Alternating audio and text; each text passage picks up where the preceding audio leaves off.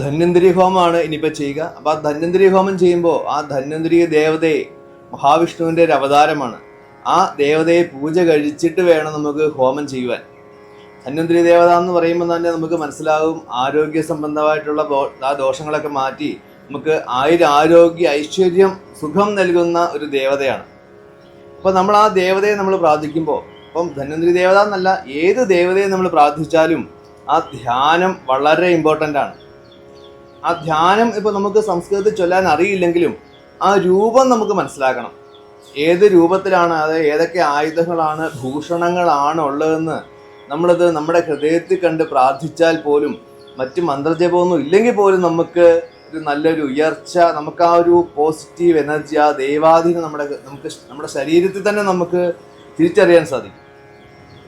അതായത് ഇപ്പോൾ ധന്വന്തരി ദേവതയാണെങ്കിൽ ചക്രം, ശംഖ്, അമൃതകലശം, ജളൂകം, ഈ 4 ആയുധങ്ങൾ. ജളൂകം എന്ന് പറഞ്ഞാൽ കണ്ണട്ടയാണ്, രക്തശുദ്ധിക്ക് വേണ്ടിയിട്ടാണ്. അമൃതകലശം സമുദ്രത്തിൽ നിന്ന് ഉയർന്നു വരുന്ന ആ ധന്വന്തരി ദേവതയുടെ കയ്യിൽ ഈ 4 ചക്രം, ശംഖം, അമൃതകലശം, ജളൂകമാണ് ഇരിക്കുന്നത്. അതോടുകൂടി ഇരിക്കുന്ന ആ ഭഗവാനെ നമ്മളൊക്കെ മനസ്സിൽ കണ്ട് നമ്മുടെ ഹൃദയത്തെ കണ്ടൊക്കെ പ്രാർത്ഥിച്ച് ആ പൂജ കഴിച്ച് ഹോമം കൂടെ ചെയ്താൽ എത്ര വലിയ അസുഖങ്ങളാണെങ്കിലും, അതായത് നമുക്ക് പൂർവജന്മങ്ങളായിട്ട് വരുന്ന അസുഖങ്ങളാണെങ്കിൽ പോലും അതിനൊരു ശമനം ഉണ്ടാകും. ആ അസുഖം ഒരു ദിവസം കൊണ്ടല്ലെങ്കിൽ അത് സ്റ്റെപ്പ് ബൈ സ്റ്റെപ്പായിട്ട് അതിൻ്റെ ആ ഡിഗ്രി കുറഞ്ഞ് നമുക്ക് ആരോഗ്യ സൗഖ്യങ്ങളുണ്ടാവും. അതുപോലെ തന്നെ ഇതുപോലെയുള്ള ഹോമങ്ങൾ, വളരെ പ്രാധാന്യമുള്ള ഹോമങ്ങൾ ചെയ്യുമ്പോൾ ഒരു ബ്രാഹ്മണന് കാലുകിഴിച്ചൂട്ട് എന്ന് പറഞ്ഞൊരു ചടങ്ങുണ്ട്.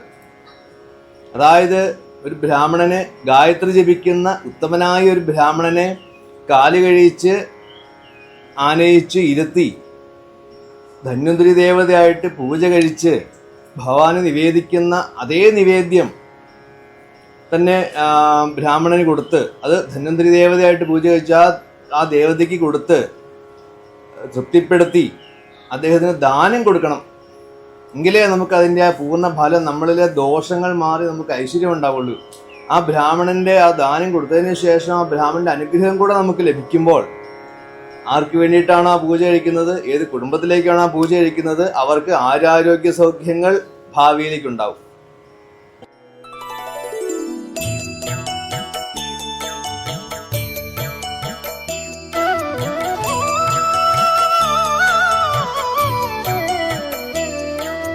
നെല്ലുവായമ്പല ശ്രീലകം വാഴുന്ന ധന്വന്തരി ഹരെ കൈതൊഴുന്നേ.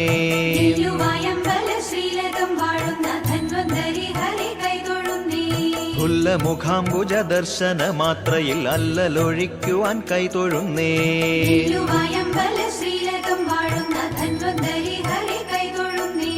കാണുന്ന കണ്ണിനു കർപ്പൂരമാകുന്ന ചേണുറ്റ രൂപിയെ കൈതൊഴുന്നേ.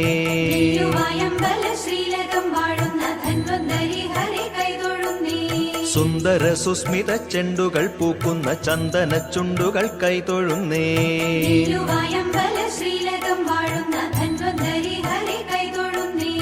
ആരോഗ്യ സംവർദ്ധനത്തിനായൂഴിയിൽ വേരാർന്ന ദേവനെ കൈതൊഴുന്നേ.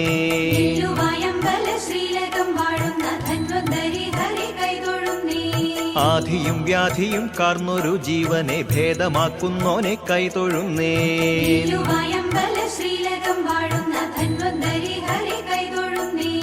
ആയുർവേദത്തിന്റെ ആചാര്യനാകിയ ധന്വന്തരീശ്വര കൈതൊഴുന്നേ.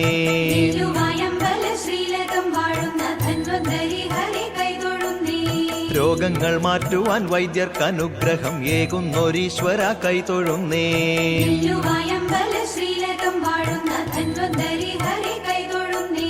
ദീനങ്ങൾ മാറി സുദീനങ്ങൾ കിട്ടുവാൻ ദീനവിമോചക കൈതൊഴുന്നേ.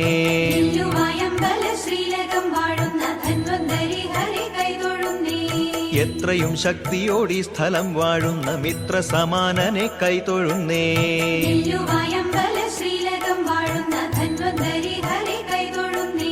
സർവചരാചര സഞ്ചലനം കാക്കും സർവേശ്വര പോറ്റി കൈതൊഴുന്നേ.